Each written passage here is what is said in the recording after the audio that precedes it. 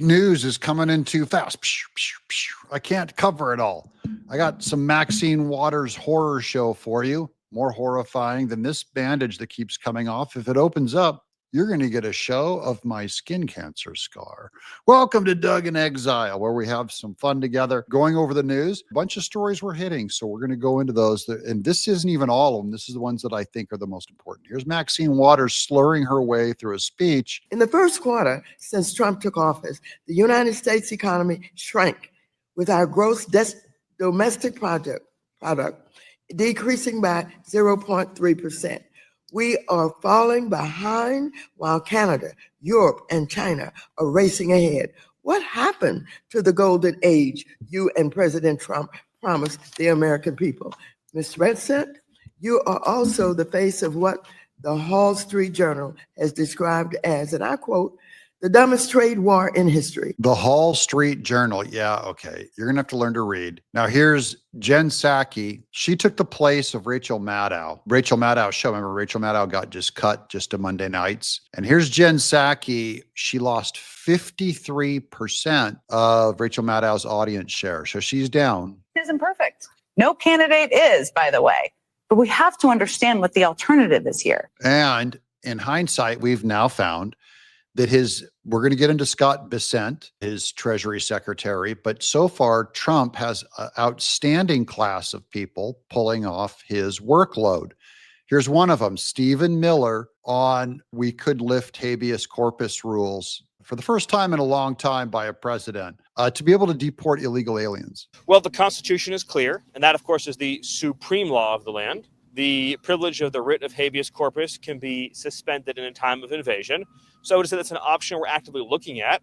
Look, a lot of it depends on whether the courts do the right thing or not. At the end of the day, Congress passed a body of law known as the Immigration and Nationality Act, which stripped Article 3 courts, that's the judicial branch, of jurisdiction over immigration cases. So Congress actually passed, it's called jurisdiction stripping legislation. It passed a number of laws that say that the Article 3 courts aren't even allowed to be involved in immigration cases. So this is about Trump's recent Supreme Court victory, where it was 4-5. The 4 were the 4 ladies, which is a real good reason why you may not want to have females on the Supreme. Judge Boasberg was reversed by the Supreme Court. That is the temporary stay that they had on it, I should say, was removed, so Trump can continue his exporting of them. Now, attorney for the District Court of New Jersey, this just happened today. This is new to me, so I'm reporting it to you. The U.S. District Attorney for New Jersey, Alina Habba, says, I can confirm that we have put Mayor Ras Baraka under arrest. That is the mayor of New Jersey. We will not stand for anybody getting in the way of getting rid of criminals in this country. He has been arrested and will be charged. This is about the Democrats storming a New Jersey. This is an ICE facility. You can see behind this razor wire holding MS-13 gang members. And yes, they did manhandle guards. Well, I can confirm, as I have publicly stated, that we have put the mayor, Ras Baraka, under arrest. It's very simple, Martha. As I've said, in the state of New Jersey, as Pam Bondi has said in the United States, we will not stand for anybody getting in the way of getting rid of criminals in this country. It's very simple. Unfortunately, the mayor has publicly for 3 days been saying that he's going to break in, eventually did break in, was given multiple opportunities to remove himself, failed to do so, and has been detained and will be charged. These 2 members of Congress, can you explain the description of breaking into this facility, exactly what they did? I'm not going to speak to things that are currently obviously under investigation. I think that if you look at their Twitter, they were very public about it. Look, here's what I'll say, Martha, very generally. There is a problem in this country with breaking the law for the purpose of grandstanding and political hierarchy. That will not stand in my state. That will not stand in this country. Pam Bondi has been very clear of it. The big thing is he got arrested. This is going to create a whole new hullabaloo about that whole subject. But he broke into an ICE detention facility by force. And I saw him pushing guards out of the way. He and another gal were arrested. And I just want to remind them all that no one is above the law. On other good news, a follow-up to a story we did earlier, which is New York Letitia James has been served a grand jury subpoena. And Amy, the same way that Letitia James started against Trump, or Fani Willis started against Trump, was a grand jury investigation into him. We've covered the civil Trump suit, the trial that Yes. went on forever. There were so many, by the way, to keep tally of all the lawfare that we've seen. And now you have this full circle moment of what the AG accused and charged the president, Donald Trump, of. Now she is being indicted by a grand jury, or at least we're seeing subpoenas issued by a grand jury now on the very same charges. What are the odds of that? It's just irony all around. And I can't help but laugh at where we find ourselves now, because you're sitting here saying, this is somebody who ran in 2018 on making promises that she was going to take down Donald Trump. And I don't know if these people just continue to think that they are above the law and that what they do is just never going to get found out. But this should be a really big wake-up call to any other Democrats who have some skeletons in their closet that someone's coming from you and it's going to be found out. It took about 100 days of the Trump office for them to get to work and start scraping these people out. And speaking of scraping things out, here is Maxine Waters with Scott Bessent, where he makes a total fool of her as she thinks she has a gotcha on him on Doge employees. No such thing as a Doge employee. Doge people are all members of the government. They do not work for Doge. They either work for the Treasury Secretary or for the IRS. When they go into there, they always work with employees from within the division. Maxine Waters doesn't realize that. She thinks there's a whole crew of Doge employees. Mr. Secretary, did all the individuals working with Doge who were given access to Treasury and CFPB's computer databases receive all of the required clearances and security training before they were granted access? Again, they were granted read-only access at Treasury. There were two. So let me just say, Doge employees. please, you can't filibuster here. This is not He just answered her question and she accuses him of filibustering. I think his answer was maybe 12 words long. the filibuster playground. And so what you did was you let these strangers into our Treasury with access to all of the data, all of the personnel information, and you just opened the door. Why'd you do that? No, ma'am. They were Treasury employees. Oh, are you saying today in front of this committee that all of them were Treasury employees, that the 25-year-old who's being identified, who worked for Elon Musk, was allowed into the Treasury? Was that person there? He was a Treasury employee, as was Tom Kraus, the senior person on the Doge team. There were only two people. There and were they Doge granted- employees also. Sorry? Do you know, were you aware that there were Doge employees coming into our Treasury, getting all of our personal information? Well, ma'am, there is no such thing as a Doge employee. There were Treasury employees. I tend to disagree with you based on the information I had. Has any information been downloaded by anyone working with Doge from any of Treasury's or CFPB's computers? Answer yes or no. Not to my knowledge. You better learn. Gentlewoman yields Yield back. No, Maxine Waters, you better learn how Doge works. This is a Jessica Tarloff one. This one's I just put this one up because it kind of stinks. Here she is going, this is ABC News breaking.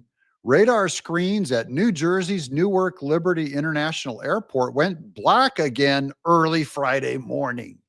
The brief outage happened at 3:55 a.m. That's 4 in the morning, guys. A brief outage. And ABC News is reporting it. And then Jessica Tarloff says, this never happened under President Biden. Well, if it did happen under President Biden, you wouldn't know about it on ABC News because they wouldn't report it. Of course, screens went down under him. Now, here's a challenge, a recent challenge. This story is developing, guys. This one has legs. It's going to go somewhere. This is about Trump's exploration into crypto.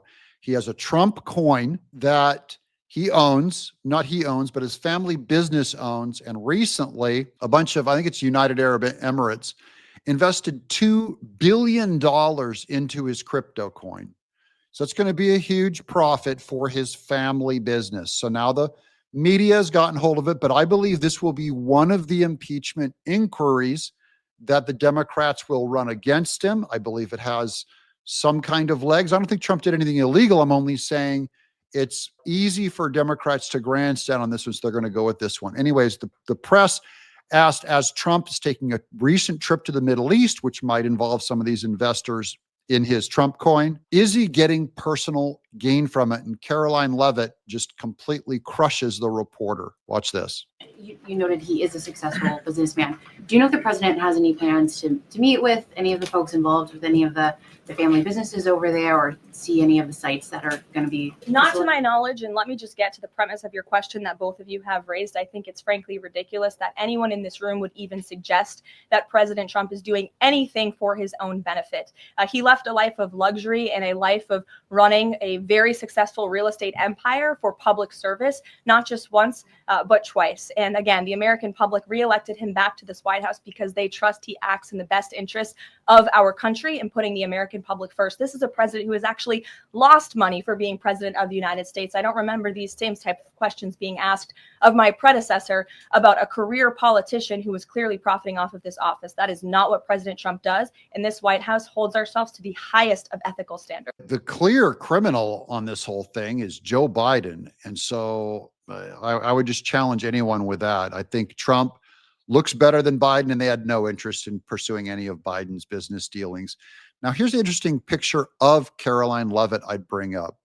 This is Press Secretary Caroline Levitt is a super mom. So this is a picture of her bringing her little baby to work, and he's drinking from his bottle while she's working at a computer. I just want to contrast this with Pete Buttigieg, who took 4 months off for a baby he and his husband didn't have. And Caroline Levitt brings her baby to work, and she's working like a trooper. Now, here's a very interesting personal note I didn't see before with Scott Bessent. We're going to wrap up right here with Maxine Waters, where she asked if she'd seen him before. She had no idea she'd met him before. This is a very interesting story. Watch this. This is the first time we've met. Is that correct?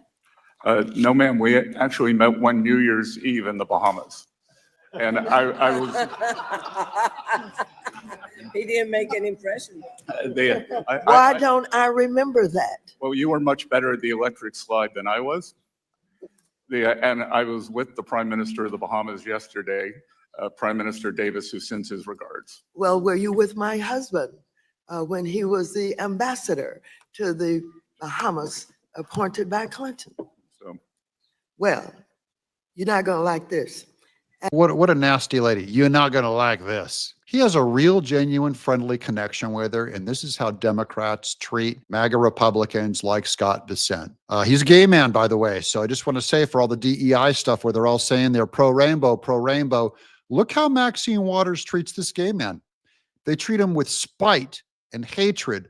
Unless you follow their Marxist political thing, they will drop you, they will turn on you. They don't like you because you're gay. You're used as a tool. Black people, Black women, you're used as a tool. Even the youth, they only use you as a cog. As soon as you're no good to their political agenda, they got nothing for you. They will treat you like dirt. But me, I like disagreement in my chat. You guys are welcome to say anything you want down there. In fact, my people, I've read the chat today. I'm just blessed with the most amazing, kind.